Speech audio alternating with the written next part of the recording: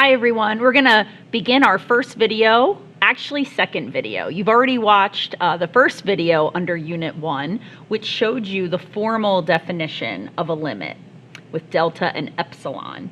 The informal definition of limit, which you may remember from pre-calculus, is simply a y value. It's the y value being approached on a function as an x value gets closer and closer and closer to some targeted value on the x-axis. So keeping the informal definition in mind, limits are just a y value. We're going to evaluate some limits from a graph. So here's a piecewise graph on this worksheet here for you, and we're going to go through these 14 limits at the bottom of this sheet. So let's take a look at number 1. The limit as x approaches 0 from the right. This little plus sign, if you remember, means from the right-hand side of this function. So my targeted x value is 0. So we're going to come up here to the x-axis to 0. And we want to get on the function and come in towards 0 from the right-hand side. So I want to be coming in from this direction. Well, if I go to my function, which is this guy right here, if I look at what the y values are doing, as the function approaches the x value of 0 from the right, I can see that they're getting closer and closer and closer to positive 1.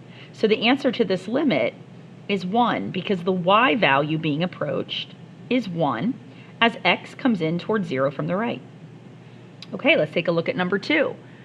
The limit, or the y value, is x approaches positive 1 from the left side of the function. So we have to get to positive 1, so we're looking right here, but we want to come in from the left. So now we're coming in toward 1 from the left-hand side. And if you get up on the function here, trace into 1 from the left, you can see the y values are heading toward 0. Now, we have a hole at 1, 0, but we can still say the limit is 0 because it's what we're approaching. Limits are very different from f of, which we'll get to later on here. F of 1 right here does not exist. We'd have to jump up to where it's filled in, but the limit does exist and it's 0. Okay, number 3. The limit as x approaches 1 from the right of f of x. Okay, 1, here's x1, but now we're looking from the right, coming in from the right. So if you get up on the function here, trace it into the right, when you get to 1, you see that the y values are up here at 1. So we'll just call that 1. Okay, number 4. The limit as x approaches 1 of f of x. Notice on this one, it doesn't identify the left or the right. That means you are to take both into consideration. So when you're looking at a limit, you automatically look at the left and the right. So let's look at 1 from both sides. From the left, the y values are approaching 0. From the right, the y values are approaching 1. So there's not just one y value being approached. In fact, they're different. And when that happens, when the limit from the left does not equal the limit from the right, we have to say that the limit does not exist, which we abbreviate DNE, does not exist. Okay, now, as I was talking about this earlier, look at number 5, f of 1. F of 1 doesn't even have the letters LIM with it. So this is going back to like an Algebra 1 course. F of 1 means what is the exact y value when x is 1? What is the exact y value? So if you go to x is 1 right here, and you find the filled in dot, you're going to see that it's up here at 1. So f of 1 is 1.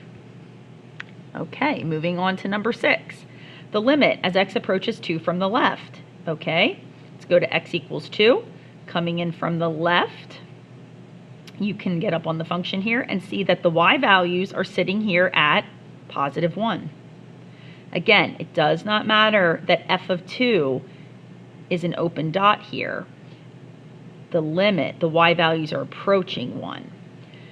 Okay, the limit as x approaches 2 from the right. So coming into 2 from the right, we come up to the function, we approach from that side, and the y values there are also going to 1. So now when we look at number 8, the limit as x approaches 2 of f of x, well, we're to look at both sides here And you can see they're both approaching the y value of 1. They are equal, so we can say 1. But look at number 9, f of 2. What is the exact y value when x is 2?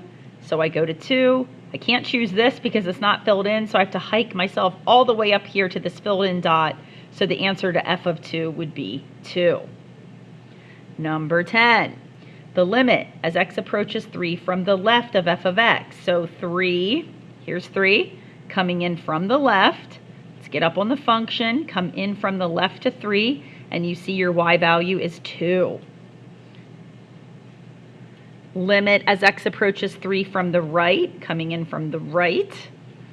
Again, on the function, you can see also going to 2. So now in number 12, we look at both sides of 3, limit as x approaches 3 of f of x, and you are going to see that both of those are the same, both going to 2, so we'll say 2.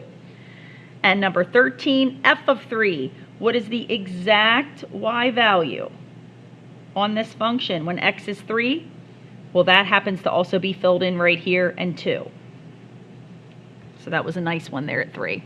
Last but not least, number 14, the limit as x approaches 4 from the left of f of x. 4, here is 4, coming in from the left, onto the function, come down. We're back at a y value of 1. So this is a reminder from pre-calculus how to evaluate a limit when you have a graph to look at.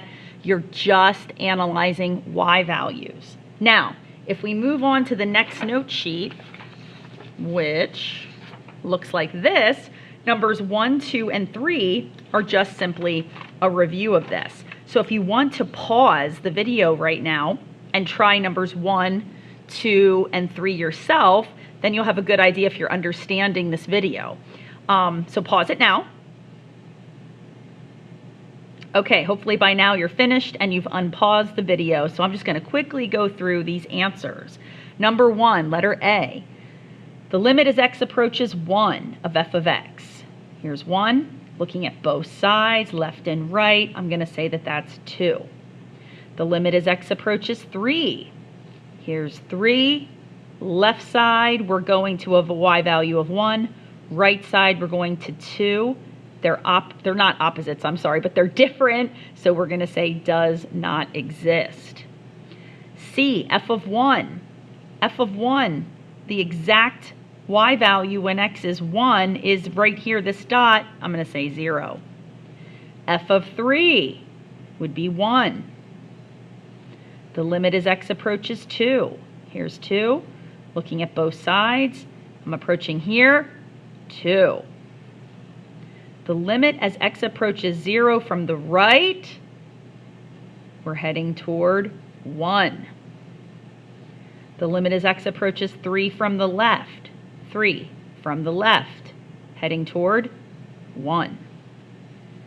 Limit as x approaches 3 from the right, coming in from the right, 2.